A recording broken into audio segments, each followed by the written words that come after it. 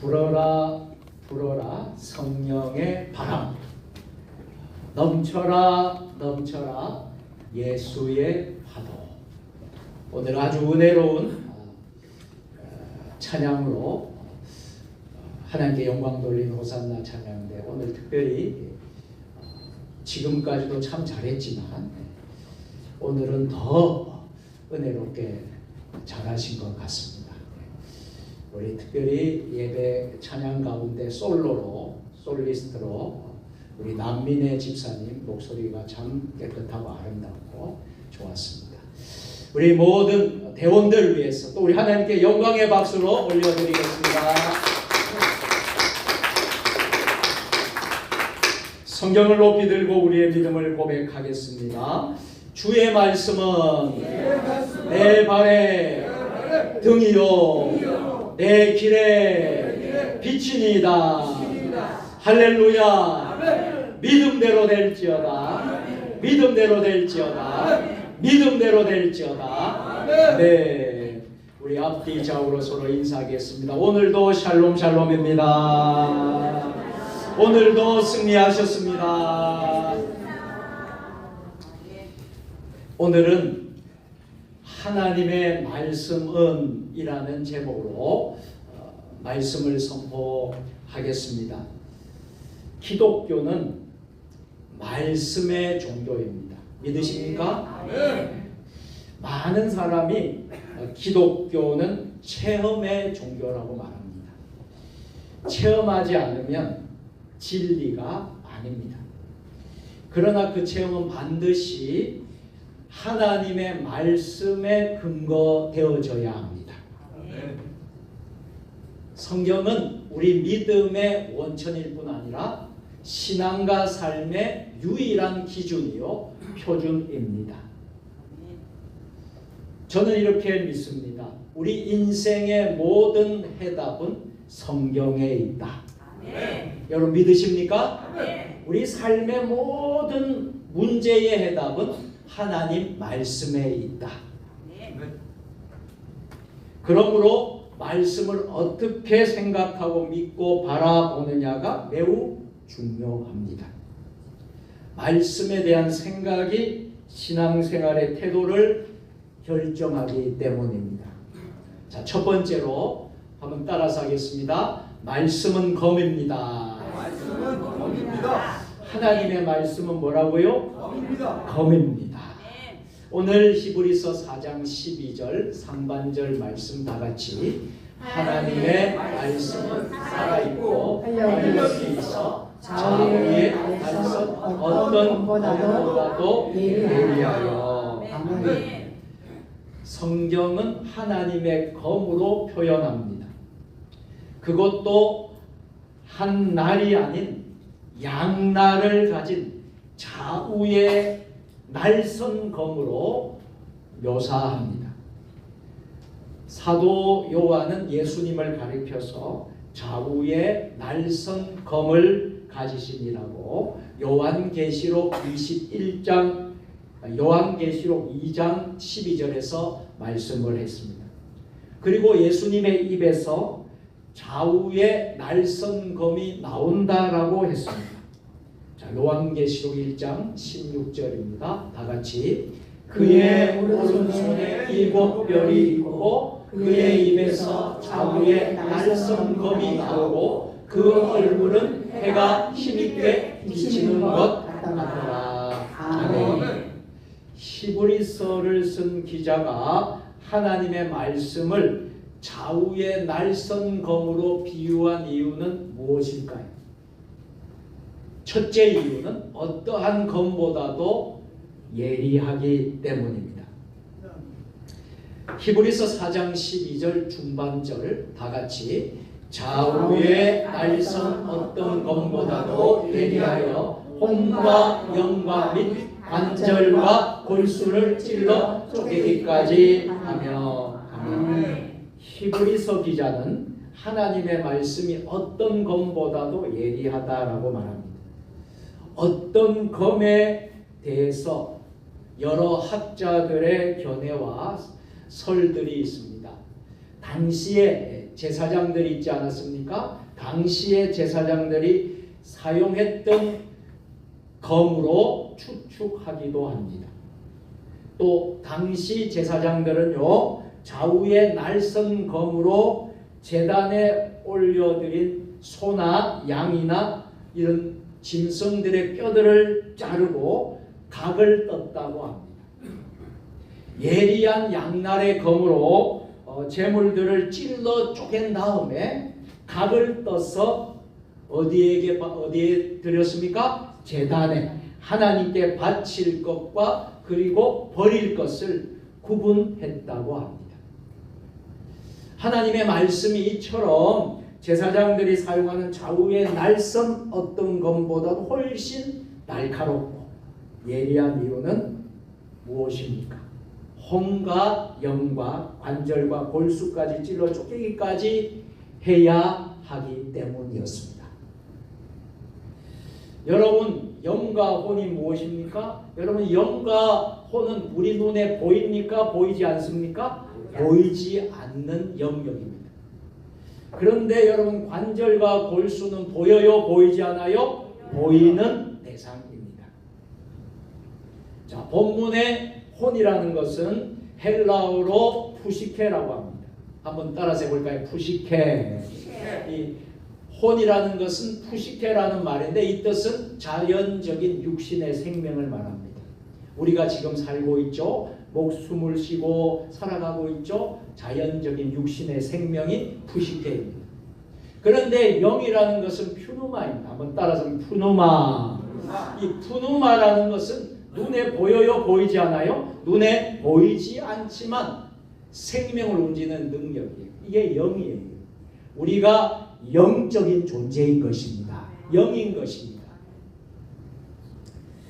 자, 그래서 여러분, 우리는 기억해야 합니다. 존 파이퍼 목사님이라는 분이 아주 복음주의에 권위가 있는 설교자인 목사님이신데, 존 파이퍼 목사님이 이런 말씀을 하셨습니다. 우리 같이 인간만이 가지고 있는 것으로 초자연적인 거듭남을 통해서 이루어지는 우리의 상태를 말합니다.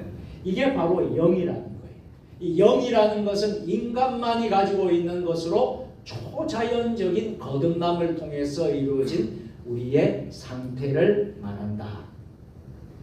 눈에 보이는 관절은요, 뼈의 바깥쪽에 있습니다. 그래서 뼈의 바깥쪽에 이 관절이 있는데 아주 두껍고 단단한 부분입니다. 예리하지 않는 검은 단번에 관절을 관통할 수가 없습니다.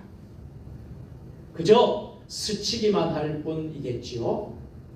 자, 골수는 무엇입니까? 골수는 뼈 안에 있습니다. 뼈 안에 있는 아주 부드럽고 연한 부분으로 골수는 피를 만들어내는 곳입니다. 여러분, 하나님의 말씀인 좌우의 날성검은 우리 눈에 보이지 않는 영역인 영과 혼을 찌르는 줄 믿습니다. 뿐만 아니라 거칠고 단단한 관절까지도 단번에 관통해서 뼈 안에 있는 골수까지 쪼개어 버리는 줄 믿습니다. 이것은 하나님의 말씀이 살아있기 때문입니다. 하나님의 말씀이 운동력이 있기 때문입니다. 좌우의 날선 검보다도 예리한 말씀이 우리의 심령, 여러분 오늘 예배드리는 저와 여러분 각자 심령 구석구석을 찌르고 있는 것입니다. 그래서 첫 번째로 하나님의 말씀은 무엇이라고요? 말씀은 검입니다. 할렐루야. 자, 둘째로 따라서 합니다. 말씀이 찌릅니다. 말씀이 찌릅니다. 하나님의 말씀이 찌른다라는 거예요. 자, 성령 충만을 받았던 초대교회 베드로 사도는 너희가 십자가에 못 박은 이 예수를 하나님이 주와 그리스도가 되게 하셨느니라. 진리의 말씀을 베드로 사도가 선포했습니다. 그러자 초대의 성도들이 어떤 일이 벌어졌습니까? 사도행전 2장 37절입니다. 다 같이 그들이 이 말을 듣고 마음에 찔려 베드로와 다른 사도들에게 물어 이르되 형제들아 우리가 어찌할꼬 하노니. 아멘. 한번 따라서 합니다. 마음에 찔려. 마음에 찔렸다라는 거예요. 그래서 우리가 어찌하면 좋을까? 어찌할꼬 했다라는 겁니다. 베드로의 설교를 들었어요. 많은 사람들은 예리한 하나님의 말씀을 받았습니다. 그리고 회개가 터지기 시작했습니다. 또한 각각 예수 그리스도를 인격적으로 만나는 역사가 일어나고 세례를 받기까지 했습니다. 그런 사람들이 사도행전에 보니까 그날에만 3,000명이나 되었다고 합니다. 여러분 무엇이 먼저입니까? 말씀을 통해 찔림을 받는 것이 먼저라는 거예요. 여러분 우리가 신앙생활 할 때 복을 받기를 원해요. 축복을 받기를 원해요. 잘 되기를 원하여 누구나 그런 마음을 가집니다. 그러나 먼저 해야 될 것은 내 마음에 찔림이 있어야 합니다. 회개가 있어야 합니다. 회개를 통해서 나중에 하나님의 은혜가 임하게 되고 나중에 하나님의 복이 임하게 되는 것입니다. 그래서 회개가 먼저입니다. 찔림이 먼저라는 거예요. 하나님의 말씀을 받고 여러분들이 말씀을 받는 여러분들이 마음에 움직임이 있어야 돼요. 여러분 하나님 말씀을 받았는데 아무런 느낌이 없고 아무런 반응도 없고 그러면 뭔가 영적으로 한번 우리 자신을 돌아봐야 돼요. 근데 하나님의 말씀이 선포될 때에 하나님의 말씀이 들어올 때에 아멘 아멘 할 뿐만 아니라 여러분의 마음에 찔림이 있어야 돼요. 울림이 있어야 돼요. 감동이 있어야 돼요. 우리는 나 자신이 찔림을 받으려고 잘 하지 않으려고 합니다. 대신에 먼저 누군가를 찌르려고 하는 사람들이 많아요. 자신은 하나님의 사랑과 위로만 받으려고 합니다. 물론 우리가 하나님 말씀을 통해서 위로도 받아야 합니다. 할렐루야. 아멘. 사랑도 받아야 합니다. 아멘. 배려도 받아야 합니다. 아멘. 그러나 여러분 순서가 있다라는 거예요. 말씀을 통해서 먼저 내 마음속에 찔림이 먼저입니다. 오늘 설교를 듣는 여러분들 마음속에 먼저 찔림이 있어야 돼요. 울림이 있어야 돼요. 타락한 우리 인간의 마음은 너무나도 강팍합니다. 어지간해서는 찔림을 받기가 어렵습니다. 왜 그런가 하면 강팍하기 때문에. 여러분 세상 사람들에게 예수 믿으십시오. 여러분 선포하고 전하면 그분들의 마음이 여러분 녹아져서 말씀을 잘 받습니까? 아니면 강팍해져 있기 때문에 여러분 그 말씀을 배쳐갑니까? 열의 9이면 다 배척해요. 왜? 그 마음에 찔림이 있어요? 없어요? 찔림이 전혀 없기 때문에 그런 현상이 일어나는 거예요. 예레미야서를 쓴 예레미야 기자는 예레미야 17장 9절 상반절에서 다 같이 만물보다 거짓되고 심히 부패한 것은 마음이라. 여러분 세상의 만물보다 거짓된 것 심히 부패한 것은 인간의 마음이라는 거예요. 여러분 마음이 이렇게 여러분 부패되어져 있다라는 거예요. 그래서 강팍해져 있다라는 것입니다. 그런 것 같습니다. 보이지 않는 우리 마음 속에는요 온갖 추하고 온갖 더러운 것들로 가득 차 있지는 않습니까? 우리 마음 속에는 간사함이 또 음란이 교만이 거짓이 탐욕이 미움과 분노와 시기가 들끓고 있지는 않습니까? 그런데 좌우의 날선 검보다 예리한 하나님의 말씀이 내 마음속에 들어오면 만물보다 부패되고 거짓된 내 마음에 찔림을 받습니다. 강팍한 나의 마음이 깨지는 역사가 일어납니다. 할렐루야. 내 속에 있는 간사함과 음란과 거짓과 탐욕과 미움과 시기와 교만이 드러나기 시작합니다. 결국 하나님 앞에서 내가 얼마나 추하고 더러운 죄인인가를 깨닫게 되는 줄로 믿습니다. 나는 죄인일 수밖에 없구나. 진정으로 스스로의 모습을 볼 수 있게 됩니다. 먼저 말씀 안에서 여러분 스스로를 돌아보면서 찔림을 받기를 바랍니다. 이 찔림을 받아야 돼요. 여러분 하나님 말씀을 들을 때에 여러분 핸드폰을 본다든지 옆 사람하고 이야기를 한다든지 다른 곳에 집중을 하지 마십시오. 하나님의 말씀에 여러분들 집중하시기를 바랍니다.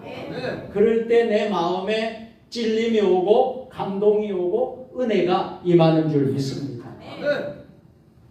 자, 세 번째로 하나님의 말씀은요.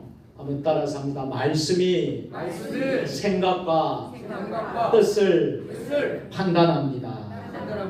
아멘. 하나님의 말씀은 좌우의 날선 검보다 예리해서 우리의 강팍한 심령을 찔러 쪼갠다고 했습니다. 마음 깊은 곳에서 있는 죄악들을 도려내고 드러내는 거예요. 여기서 끝날까요? 하나님의 말씀은 여기서 끝나지 않습니다. 더 나가서 마침내 내 마음의 생각까지도 내가 하는 모든 의도까지도 낱낱이 다 드러내고 밝혀낸다는 거예요. 자, 히브리서 4장 12절 하반절입니다. 다 같이 또 마음의 생각과 뜻을 판단하니 아멘. 오직 하나님의 말씀만이 내 생각의 뜻과 생각을 판단할 수 있습니다. 하나님의 말씀이 내 심령을 찌르고 드러내면 무엇이 선인지 무엇이 악인지 구별할 수 있습니다. 무엇이 참인지 무엇이 거짓인지 의가 또 불이냐 다 알 수 있고 여러분 영과 육을 예리하게 여러분 구분할 수 있게 된다는 거예요. 아멘. 많은 사람이요 삶의 문제를 가지고 살아갑니다. 인생의 문제를 가지고 살아가요. 그런데 그 많은 문제 앞에서 판단하려고 합니다. 그래서 생명을 죽이는 낙태도 일어납니다. 또 하나님의 창조 질서를 부정하는 동성혼을 하려고 합니다. 포괄적 차별금지법을 통과시키려고 합니다. 그 안에 있는 악한 마귀의 계계가 있다는 것을 모르고 독소 조항이 있다는 것을 모르고 인정하려고 합니다. 왜 하나님의 사람인 우리가 진리의 말씀이 아닌 시대의 흐름을 이야기해야 하겠습니까? 시대가 많이 바뀌었으니까 다 통과해야 됩니다. 인정해야 됩니다. 하나님의 사람은요, 죄로부터 돌아서게 만들고 우리는 어찌할꼬 하면서 회개하면서 자신의 죄를 자복하게 만드는 하나님의 말씀에 순종해야 합니다. 그 하나님의 말씀만이 세상의 대세가 아니라 하나님의 마음을 시원하게 하는 거룩한 신앙생활의 지침이 됩니다. 한 분을 여러분에게 소개하고자 합니다. 아시는 분들도 계실 텐데요. 울산대 법학과 교수이신 이정훈 교수님. 이 이종훈 교수님 이야기인데 이분은 아주 젊은 날에 출가를 했어요. 출가해서 조계종에서 수행을 하고 군승으로 복무를 할 정도로 독실한 불자였습니다. 그는 불교도들이 중심이 되어 한국에서 교회를 없앨 목적으로 설립한 종교자유정책연구회 종자연의 주역이었습니다. 누구보다도 적극적으로 기독교를 핍박했던 사람이었습니다. 기독교 학교에서 체풀을 예배를 드리지 못하도록 하도록 기독교 학교에서 성경을 가르치지 못하게 하도록 하는 것이 주된 공약 방법이었습니다. 그러던 어느 날이었습니다.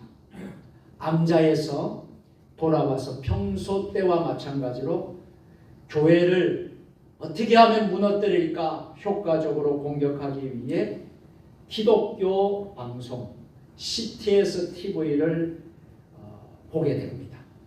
목사님의 설교 말씀을 시청하던 중이었습니다. 어느 목회자의 설교를 들으면서 웃기고 있기나 하네. 너나 잘하세요. 이렇게 빈정되었다고 합니다. 목사의 설교를 들으면서 웃기고 있는 소리 하시네. 너나 잘하세요. 그렇게 빈정대전 중에 갑자기 이 말씀이 심령에 비수같이 꽂혔다라는 거예요. 그때 깨닫게 되는 것이 하나님 앞에서 우리는 죄인입니다. 하나님 앞에서 우리 모두는 죄인입니다. 이 죄인이라는 말이 내리에 박히면서 갑자기 혀가 굳어져 버립니다. 그대로 땅바닥에 엎드려졌습니다. 이종훈 교수님은 이제 나는 죽었구나 생각이 들었다고 합니다. 바로 그때 자기 자신이 태어나서 처음으로 자신이 죄인이라는 사실이 깨달아졌다는 거예요.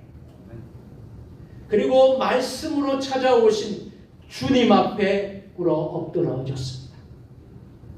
여러분, 사도 바울이 되기 전에 사울 때에 얼마나 많은 그리스도인들을 잡아서 죽이고 핍박했습니까? 그런데 다메섹에 가는 도상에서 부활의 주님을 만난 것과 같이 이종훈 교수님은 다가오신 주님을 만난 줄로 믿습니다. 그는 이제 인생이 완전 역전이 돼서 바뀌었어요. 회심 전과 회심 이후의 삶이 완전히 달라졌어요. 예수님을 믿기 전과 예수님을 믿고 나서의 삶이 완전히 달라졌어요.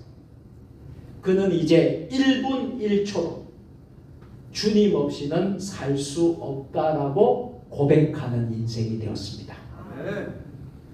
뜨거운 성령의 임재 가운데 회개하고 그는 2007년도에 어느 교회에서 세례를 받았습니다.